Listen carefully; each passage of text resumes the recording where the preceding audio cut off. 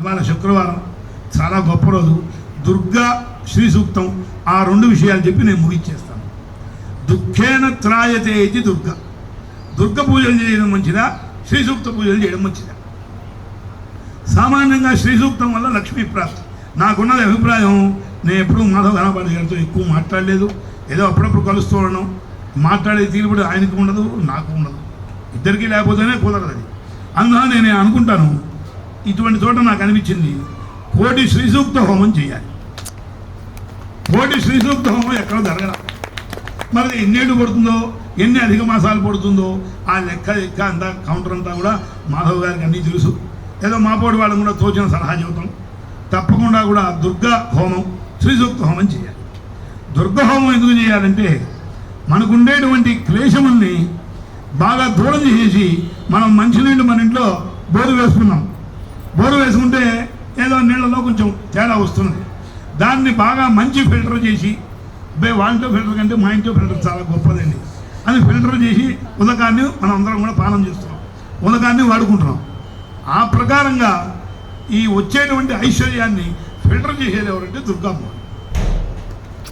దుఃఖే అందుకనే వాడు అన్నాడు, జాతవేదసే సనవామ సోమ మరాధీయతో నిదహాతి వేద సనః పరిషదతి దుర్గాణి విశ్వ నావేవ సింధుం దురితాత్యగ్ని. ఎలా అయితే నామ వేసుకుని అవతల ఒడ్డుకు దాటాలని వాడు అనుకుంటాడో, మన్ని ఎలా అయితే దాటిస్తున్నాడో, ఆ ప్రకారం అమ్మవారు మనందరినీ కూడా, జగత్తంతా కూడా ఆవిడ కాపాడుతుంది. అదొకటి. ఇంకొక విషయం, ఋగ్వేదంలో ఖిల భాగంలో ఉంది శ్రీ సూక్తం, యజుర్వేదంలో నారాయణ ఉపనిషత్తులో దాంట్లో ఉన్నది జాతవేదసే. అందువల్ల జాతవేదసే మేము ఎక్కడ చెప్పాలో అక్కడ చెప్తాం, శ్రీ సూక్తం ఎక్కడ చెప్పాలో.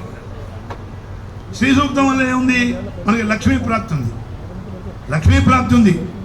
హిరణ్యవర్ణాం హరిణీం సువర్ణజగస్వజాం చంద్రాం హిరణ్మయీం లక్ష్మీ జాతవేదో. అక్కడ కూడా ఏం చేయడు, జాతవేద అన్నాడు, అక్కడ అన్నాడు. సామాన్యంగా వేదాల్లో ఋగ్వేదం కానివ్వండి, యజుర్వేదం కానివ్వండి, మనం ఏదన్నా కోరాలి అంటే అగ్నిహోత్రుడే.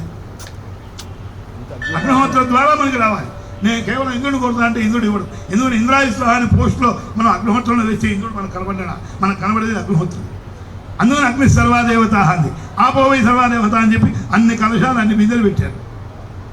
ఆపంలో ఉదకంలో అందుకనే అగ్ని అభ్య పృథివీ అగ్నేరాప అని చెప్పి పరిస్థితులు చెబుతుంది.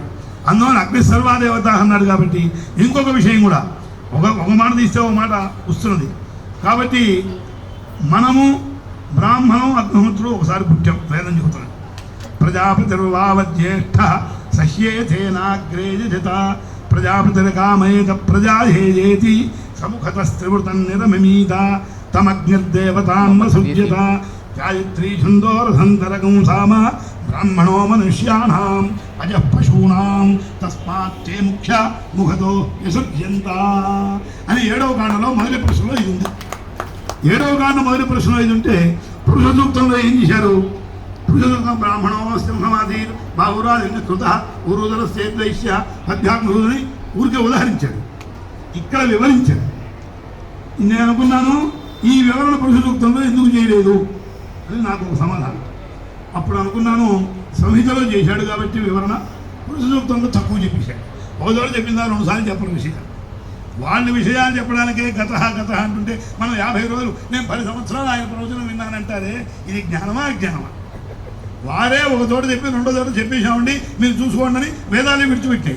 మరి వేదాలు విడిచిపెడితే నేను తీయకుండా ప్రవచనాలు నా జీవితంలో మంచి టీవీ కొనుక్కొని నేను 25 ఏళ్ళు విన్నానండి, 50 ఏళ్ళు విన్నానండి. విన్నా కానీ ఆచరించలేదని నువ్వే చెబుతున్నావు. సమాధానం ఒక్కరోజు కూడా దీపారాధన చేయడం నాకు కుదరలేదు అని అర్థమైపోతుంది. మరి దీపారాధన చేయకుండా భోజనం కూడా చేయకూడదు. లోగడ పెద్దలందరూ కూడా లోగడ